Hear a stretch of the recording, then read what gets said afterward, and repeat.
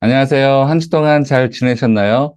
이번 주 강의도 잘 들으시고 구글 폼에 출석 체크도 해주시고 그리고 또 은혜 나눔도 하면 더 풍성한 우리 구약 어성경이 될 것 같습니다. 우리가 지금 칠가를 공부하고 있는데요. 우리 칠가 제목 우리 큰 목소리로 함께 읽어볼까요? 시작. 그런데 다윗 너는 내 마음에 합한 모델 왕이다. 칠가는 사사기, 그리고 룻기, 사무엘 상하, 그리고 시편에 대해서 공부한다고 했습니다. 우리 지난 시간에 하나님께서 이 사사시대를 향한 뜻과 마음이 무엇인지 살펴보았는데요. 하나님이 왕이시고, 그리고 백성들은 서로 사랑하면서 하나님의 거룩, 그리고 온전을 이루는 나라가 바로 제사장 나라, 이상국가, 이런 나라가 세워지기를 하나님께서 원하신다라고 했습니다. 인간적인 눈으로 볼 때는, 그리고 겉모습을 볼 때는 사사시대가 어땠습니까? 아주 절망적이고 엉망진창인 시대가 바로 사사시대였습니다. 그런데 이 사사시대를 향한 이 하나님의 뜻은 실패됐다고 했나요?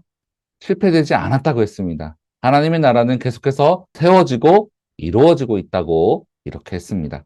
오늘은 이 사사시대에도 흘러가고 있었던 이 하나님의 나라를 우리가 한번 직접 확인해 보는 시간을 갖도록 하겠습니다. 워크북 106페이지입니다. 워크북 106페이지. 룻기 끼워 읽기입니다. 여러분, 왜 룻기를 끼워 읽으라고 했을까요? 우리가 지금 이 성경을 역사순으로 이렇게 살펴보고 있는데요. 가운데를 보면은 동그라미로 창출민수 사사망 대라는 이 순서로 우리가 공부를 지금 하고 있습니다. 그래서 지금 우리가 지난 시간에 사사기를 공부했었죠. 그런데 위아래에 있는 이 성경 목록들은 종속 목록이라고 해서 역사적 흐름의 이 성경 목록들과 함께 끼워서 읽어야 되는 종속 목록이라고 했습니다. 그래서 이 룻기는 사사 기드온 시대 때 있었던 일을 다루고 있기 때문에 사사기와 함께 읽어야 더 하나님의 뜻을 잘 알 수 있다라고 했습니다. 우리 박스 안에 있는 글, 룻기 끼워 읽기 아래 그 박스 안에 있는 글을 제가 한번 읽어 보겠습니다. 드라마 한 편만 봐도 한 시대를 알 수 있습니다. 영화 한 편이나 소설 한 권을 읽어도 눈치챌 수 있고요. 육가를 통해 사사시대가 어떤 시대였는지 들여다보았습니다. 마치 동영상을 본 것 같습니다. 미가 신상사건, 동영상 1번만 보더라도 그 시대를 읽을 수 있었습니다. 레이 첩사건 동영상 2번도 그렇습니다. 사사시대 동영상 1번과 2번을 생각하면 절망입니다. 그런데 룻기 지점부터 보여드릴 동영상이 또 있습니다. 라고 했습니다. 우리 한번 적어볼까요? 미가 신상사건 동영상 1번입니다. 그 레이 첩사건 2번, 3번이 룻기, 4번은 다음 시간에 살펴볼 거고요. 미가 신상사건의 주인공이 누구였습니까? 주인공은 바로 레이 지파 제사장들이었습니다. 그래서 첫 번째, 두 번째 이 영상은 제사장이 타락했다는 것을 보여주는 동영상이었습니다. 그래서 이것만 보아도 사사시대가 얼마나 암울하고 절망적이었는지 잘 보여주는 사건이라고 했습니다. 오늘은 이 세 번째 룻기에 대해서 살펴보겠는데요. 암울한 사사시대 이후에 어떠한 일들이 일어나는지 한번 살펴보면 좋겠습니다. 워크북 106페이지 맨 아래를 보면은 반가로 1번에 룻기 전체 스토리가 있습니다. 룻기 1장을 보면은 나옴이라는 여인의 가정 이야기가 나오는데요. 나오미는 베들레헴에 큰 흉년이 들자 가족들과 함께 모압 땅으로 이주하게 됩니다. 그곳에서 잘 살았으면 좋았을 텐데 그곳에서 큰 슬픔을 겪게 됩니다. 남편 엘리멜렉을 잃게 되고 두 아들은 모두 모압 여인에게 장가가지만 엄마보다 더 일찍 죽게 되는 큰 슬픔을 겪게 됩니다. 그러던 중에 베들레헴에 다시 풍년의 소식이 찾아왔다는 이야기가 들려오게 되고 그래서 나오미는 다시 고향인 베들레헴으로 돌아갈 계획을 세우게 됩니다. 계획을 세우면서 두 며느리를 불러서 이렇게 말하는데요. 우리 성경을 한번 펴볼까요? 룻기 1장 8절 말씀입니다. 룻기 1장 8절 말씀을 제가 한번 읽겠습니다. 여러분 성경 찾아서 룻기 1장 8절입니다. 나오미가 두 며느리에게 이르되 너희는 각기 너희 어머니의 집으로 돌아가라. 너희가 죽은 자들과 나를 선대한 것 같이 여호와께서 너희를 선대하시기를 원하며 나오미는 자신은 고향으로 돌아갈 테니 두 며느리들에게 너희들의 고향으로 돌아가라 라고 말합니다. 처음에는 이 두 며느리들이 다 완강하게 거절을 합니다. 그러나 결국 큰 며느리 오르바는 자기의 고향으로 돌아가게 되고 둘째 며느리 룻은 끝까지 어머니를 따라가겠다고 하여서 이렇게 고백합니다. 룻기 1장 16절입니다. 룻이 이르되 내게 어머니를 떠나며 어머니를 따르지 말고 돌아가라 강건하지 마옵소서. 어머니께서 가시는 곳에 나도 가고 어머니께서 머무시는 곳에서 나도 머물겠나이다. 어머니의 백성이 나의 백성이 되고 어머니의 하나님이 나의 하나님이 되시리니. 룻은 이방 여인이었습니다. 그럼에도 불구하고 어머니의 하나님이 나의 하나님입니다 라고 고백할 정도로 믿음을 가지고 있었던 여인입니다. 아마도 나오미 옆에서 보면서 진짜 신은 하나님이구나, 진짜 왕은 하나님이구나 라는 이 믿음이 이 룻 안에 생기게 되었던 것입니다. 그렇게 이 믿음의 여인 룻은 시어머니 나오미와 함께 베들레헴으로 돌아오게 됩니다. 그런데 문제가 하나 있었습니다. 이 당시의 여인들은 남편이 죽으면 토지의 권리가 사라지고 가문에서 이름도 끊어지게 되었습니다. 그래서 아주 살기가 어려워졌는데 이러한 사람들을 보호하기 위하여서 사회보장제도가 있었습니다. 그 사회보장제도가 바로 계대결혼입니다. 계대결혼.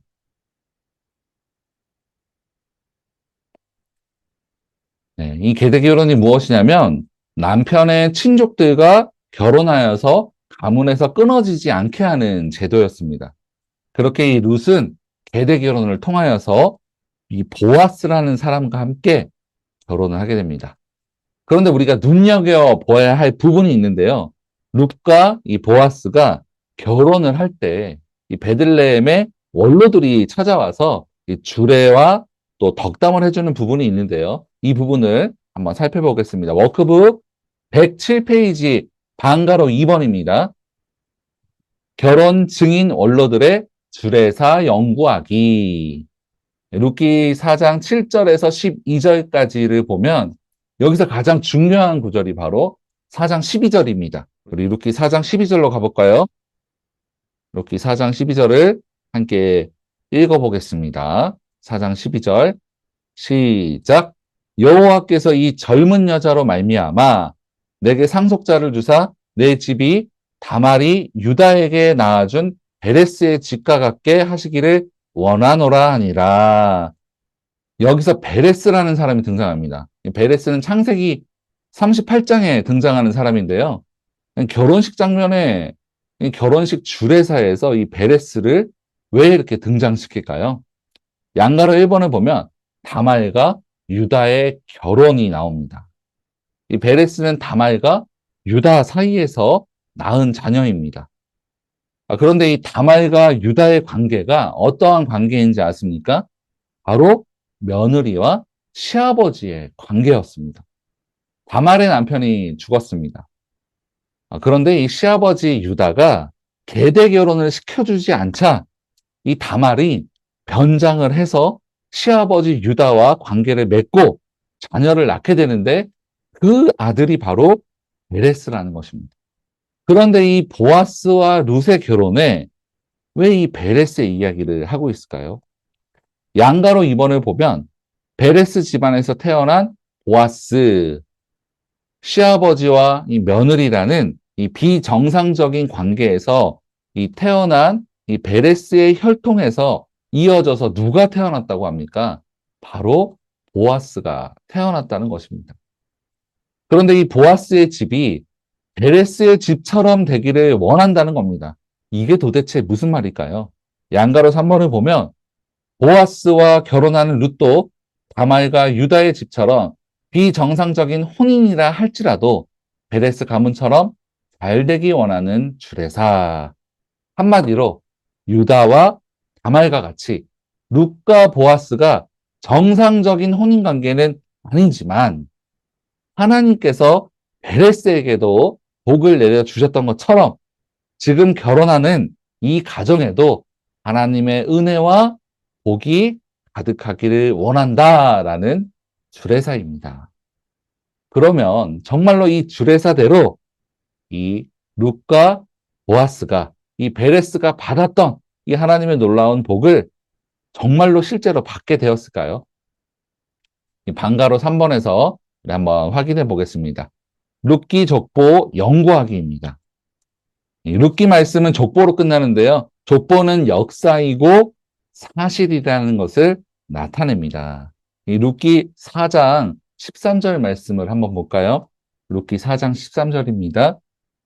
이에 보아스가 룻을 맞이하여 아내로 삼고 그에게 들어갔더니 여호와께서 그에게 임신하게 하심으로 그가 아들을 낳은지라. 룻이 임신하게 되었는데 아들을 낳게 됩니다. 그 아들이 누구라고 말합니까? 우리 17절 함께 읽을까요? 17절입니다. 4장 17절 시작. 그의 이웃 여인들이 그에게 이름을 지어주되 나오미에게 아들이 태어났다 하여 그의 이름을 오벳이라 하였는데 그는 다윗의 아버지인 이새의 아버지였더라. 양가로 1번을 봅시다. 보아스와 룻이 결혼해서 누가 태어납니까? 오벳이 태어났습니다. 오벳을 낳게 됩니다. 오벳이 누구입니까? 바로 다윗의 할아버지입니다.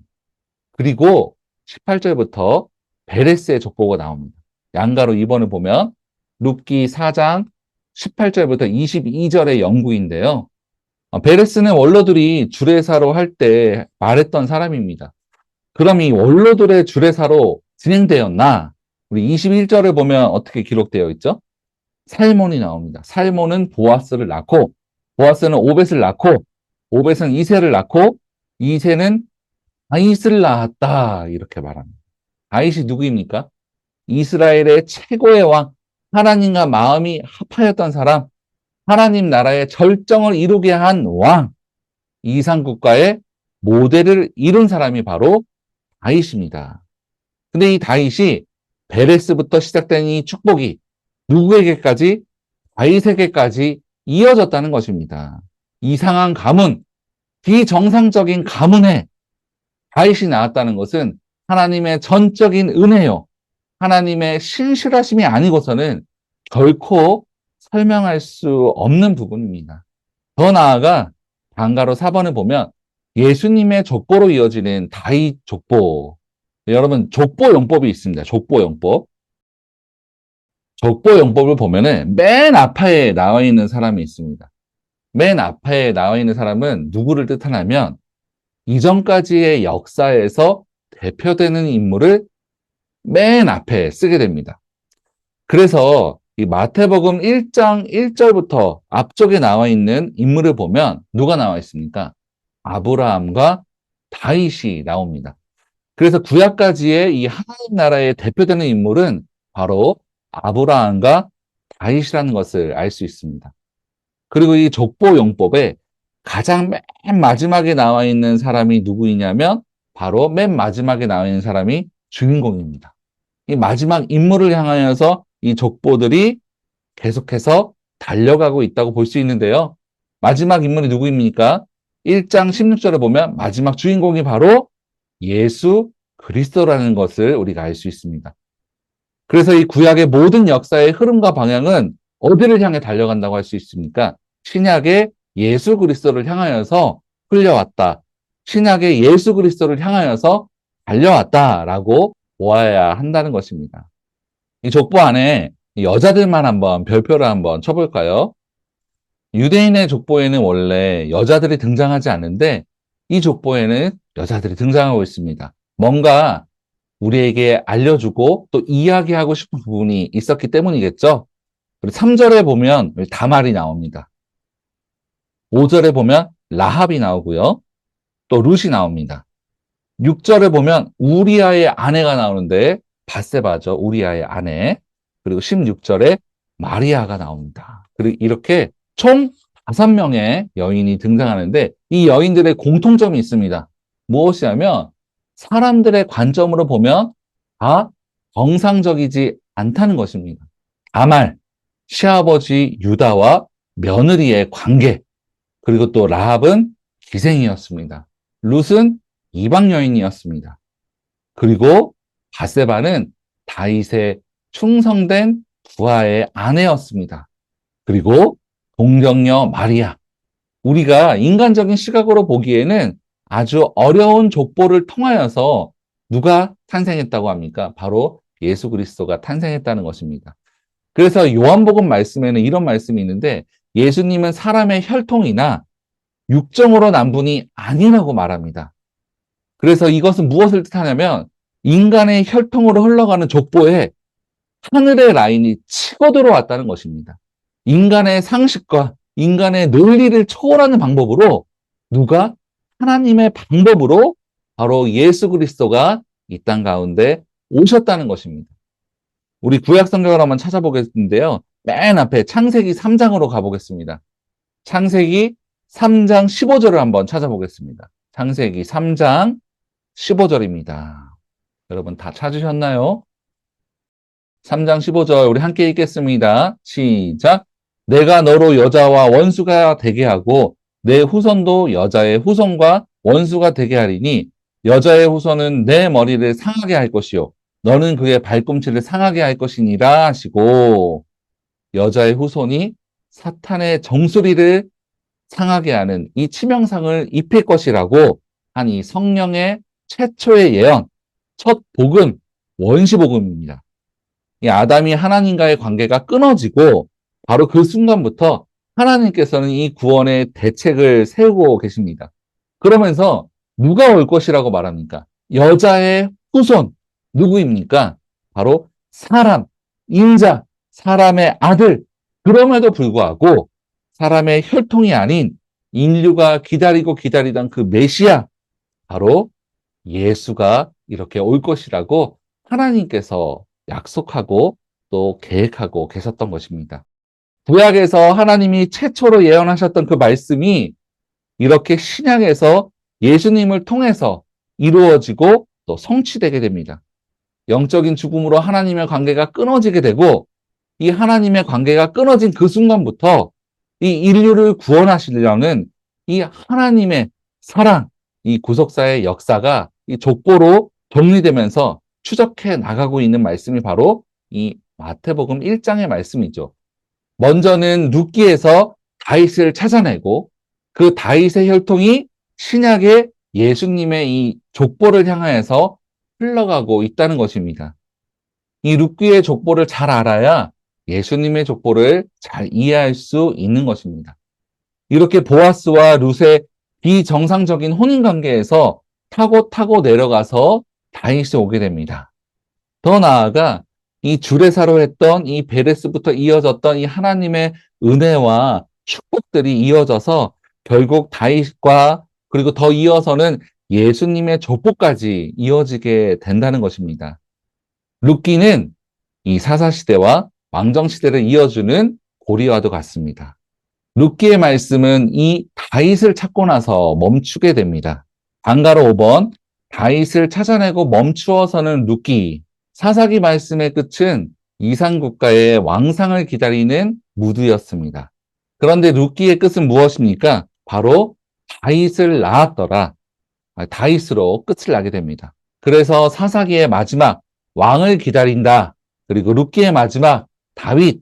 이 둘을 합쳐보면 어떤 결론이 나오게 됩니까? 사사시대가 기다리던 이산국가의 왕상. 그것은 바로 다윗이라는 것을 알 수 있습니다. 그러면 룻기 다음에 이어지는 성경 목록이 무엇입니까? 바로 사무엘 상하입니다. 드디어 다윗이 주인공인 사무엘 상하로 들어가게 됩니다. 오늘은 룻기까지 공부하겠습니다. 워크북을 좀 늦게 구매하신 분도 있고 처음에는 진도를 조금 천천히 나가는 것이 더 좋겠다 생각되어서 오늘은 룻기까지 공부하고 다음 시간에 사무엘 상하에 대하여서 알아보겠습니다. 함께 기도하겠습니다. 사랑이 많으신 하나님 아버지, 우리를 여기까지 인도하여 주시니 감사와 영광을 주님 앞에 올려드립니다. 무엇보다 우리를 살리는 말씀을 연구하고 알아가는 곳에 우리를 불러주시니 감사합니다. 하나님께서는 사사시대에도 일하셨으며 무엇보다 아담과 하와가 범죄했을 때부터 신실하게 구원의 계획을 세우시며 그 약속의 말씀대로 이루어 오셨음을 보게 됩니다. 이 하나님의 신실하심을 우리가 잊지 않게 살게 하여 주옵소서. 그리고 보아스와 룻, 그리고 다말과 유다와 같이 우리의 인간의 눈으로 보기에는 정말 부족하고 연약하고 나약한 사람을 통하여서 하나님의 나라가 이어지고 그리고 예수 그리스도가 오게 됨을 보게 됩니다. 부족한 우리들도 하나님의 손에 붙들린 바 되었을 때, 하나님과 함께 했을 때 하나님 나라의 귀한 일꾼들로 사용될 줄 믿사오니 우리도 믿음으로 말씀을 붙잡고 가능하며 나아가 하나님의 놀라운 축복들을 마음껏 받으며 누리며 살 수 있도록 아버지께서 함께하여 주옵소서. 룻기를 통하여 소망의 하나님을 바라보고 오늘도 살아가는 은혜를 허락하여 주옵소서. 사랑이 많으신 예수 그리스도 이름으로 기도드립니다. 아멘. 수고하셨습니다. 우리 다음 시간에 사무의 상하를 통하여 함께 만나도록 하겠습니다. 감사합니다.